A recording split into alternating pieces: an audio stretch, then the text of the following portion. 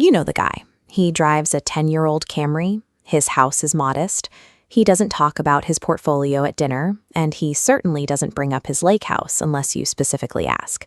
He blends right into the background. Then one day you find out he retired at 58, carries zero debt, and hasn't touched his principal in 6 years. His success didn't come from a secret day trading algorithm or an incredibly lucky tech stock pick. Researchers who study wealthy retirees point to a single recurring psychological trait: detachment. Most people operate like a thermometer, letting the outside world set the temperature inside their life. The quietly wealthy operate like a thermostat. They set their own internal temperature. Detachment exists entirely apart from extreme minimalism or the lifestyle of a monk on a mountain. That same retiree might maintain a deep wine collection and take multiple luxury vacations a year. He consumes without performing, having broken the link between buying things and needing an audience to validate the purchase. Protecting your financial future relies far less on identifying the perfect mutual fund and far more on mastering your own mind to actively ignore what your neighbors expect of you.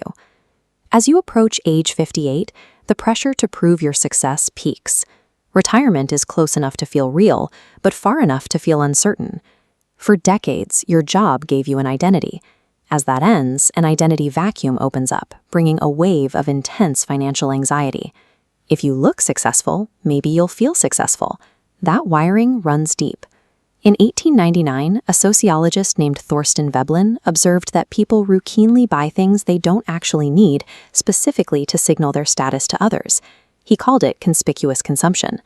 Veblen watched Gilded Age titans like Cornelius Vanderbilt build massive mansions they would rarely occupy and buy yachts they'd never sail. The display was the entire point. The extreme price tag broadcasted their power to the rest of society. Those 19th century billionaires could afford the display. Today, middle-class professionals try to run the exact same script, buying luxury cars on credit and funding extensive home remodels just to match the perceived success of their peers. The biological drive to signal status is a human default. Following this instinct remains a remarkably efficient way to ruin a modern retirement plan. Behavioral economists classify this as extrinsic motivation, spending done primarily for how it looks to other people. Because the audience is always watching, the spending is completely elastic. Your neighbor buys a new boat, so you suddenly need a kitchen remodel.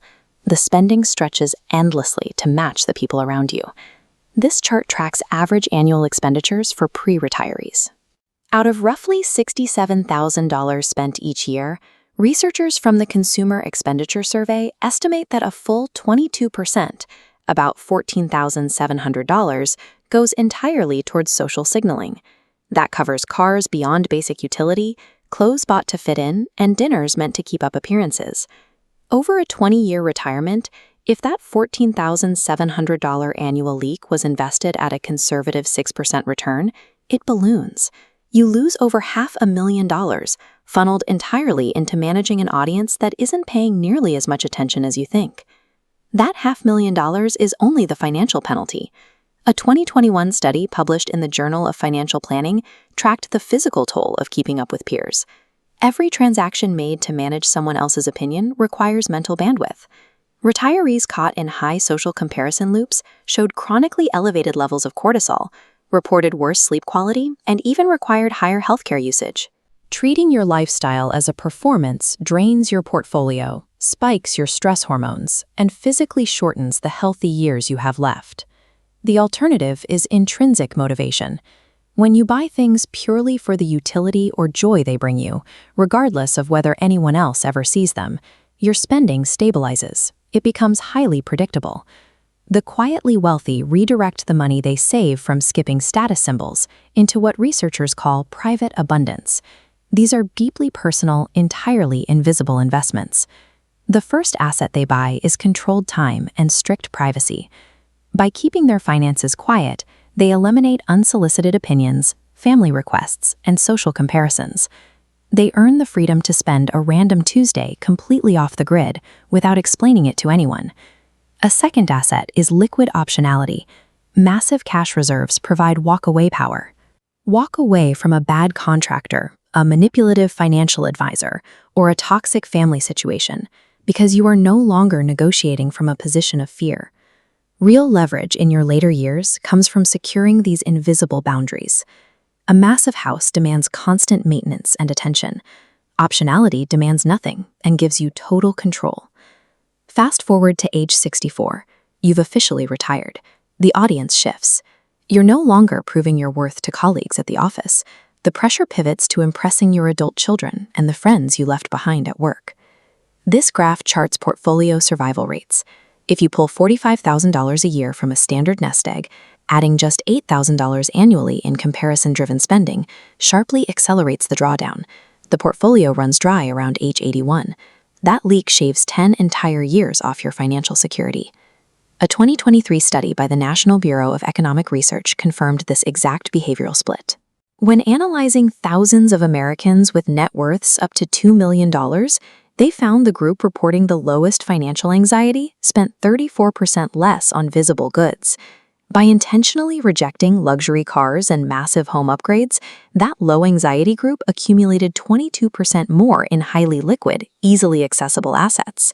You are trading a decade of guaranteed, stress-free living for a renovated kitchen meant to impress guests who aren't even paying attention. You rarely hear financial networks discuss this because true detachment makes you a terrible customer. If you stop trying to signal success, you stop buying the luxury goods and lifestyle upgrades that fund the entire media ecosystem. Start by running a social comparison audit. Pull your last 3 months of bank statements and highlight any purchase driven even partially by how it would look to someone else. You need to see the actual math behind your social leak. Next, consciously label your future spending as either intrinsic or extrinsic before you run the card. Then, deliberately buy one item of private abundance. Spend real money on a high-end mattress or incredible coffee, something that improves your life but signals absolutely nothing to the outside world. Finally, build a 90-day walk-away fund in pure cash. This dedicated pool of money serves as a buffer that allows you to walk away from any negotiation, contract, or bad situation entirely without fear. The math is straightforward, and the psychology is proven. The only question left is whether you are willing to turn off the performance and stop seeking applause before the final bill.